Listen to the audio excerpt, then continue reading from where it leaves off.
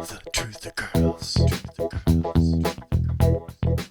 Hi everyone, it's Sonia here. Oh my god, you hear this echo? It's crazy. So I'm in my mother's soon-to-be new apartment. My mom has Alzheimer's, and a couple of years ago we downsized her, moved her to a smaller apartment, but now she has to be in like a nursing home. So this is it.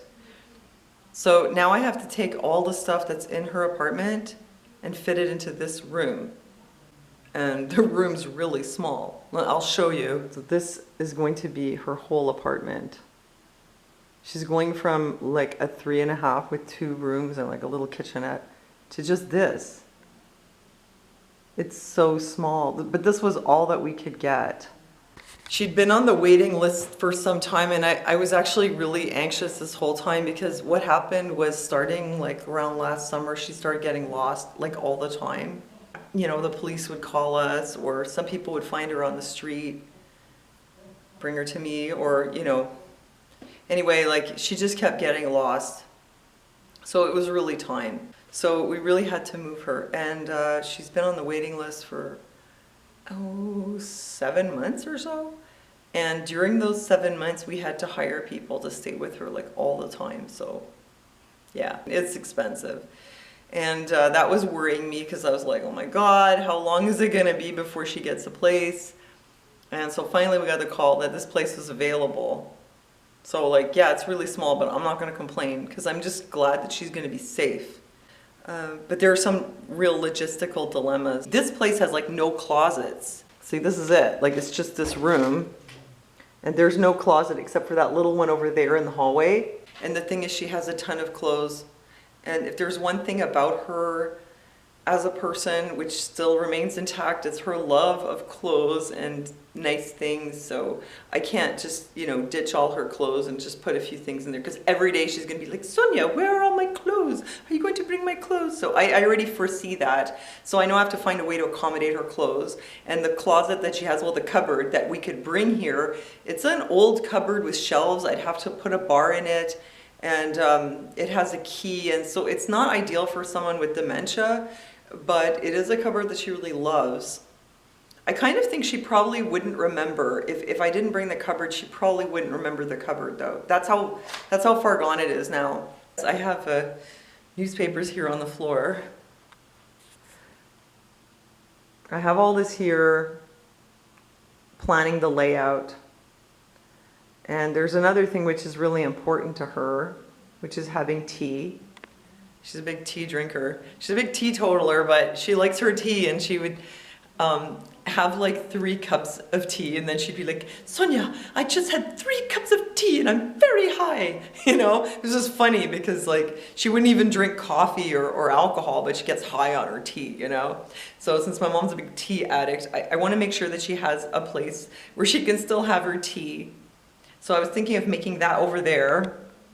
This over here, I was planning to have this like as the tea station with like this nice little trolley, like a console table, and then maybe some shelves here, tea making supplies. And then over here, I was going to put like a little half moon table and a couple of chairs. I mean, I have ideas, but like the place is so small that I don't know if I can make it work. You know, I will figure something out. I have to.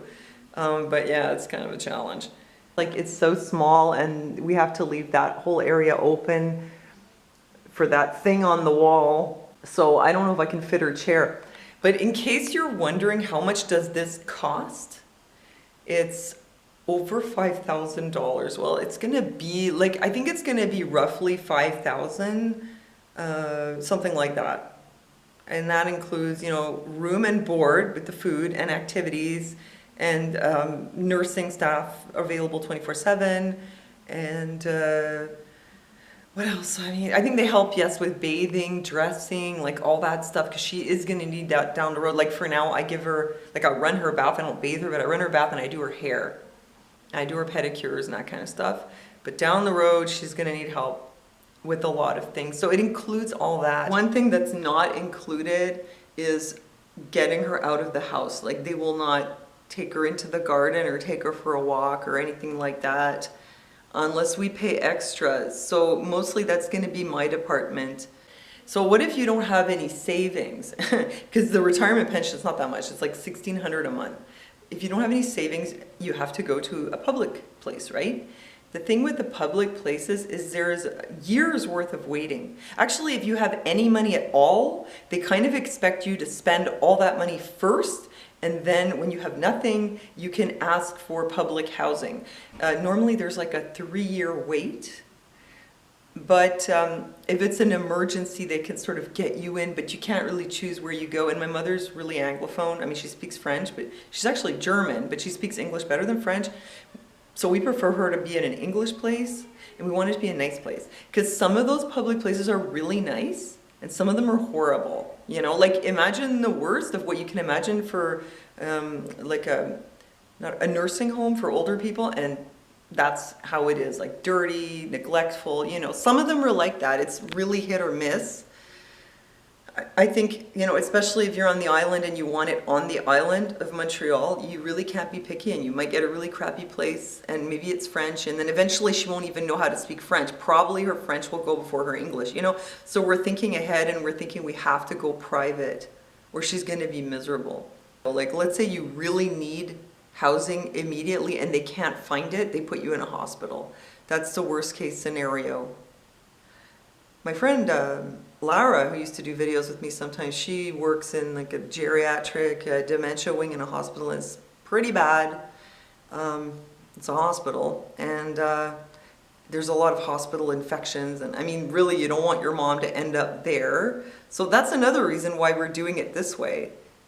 Because with the public system, like if it's an emergency, you know, you really can't count on getting a good service. So I'm putting these newspaper down and trying to figure out, like, can the cupboard go there? I'm not sure what goes here. I'm thinking I'm going to keep her double bed. There's lots of storage underneath. Tea area there, tea drinking area over there, dresser here, mirror here, beautiful closet here. Yeah, and I'm going to put up some shelves for her. And then this is the bathroom. There's just a shower. There's not even a bath. And then there's, you know. So yeah, that's it. That's what I'm doing today. I have my work cut out for me, and I guess you could say I'm on a mission. I want to get this done as soon as possible because she's supposed to move in like 2 weeks. That's it. I just wanted to give you an update. This is what I'm doing right now. Anyway, I hope everything's going well for you. And God bless you guys. Thanks for listening to me. Thank you for your support on Patreon. And I'll see you next time.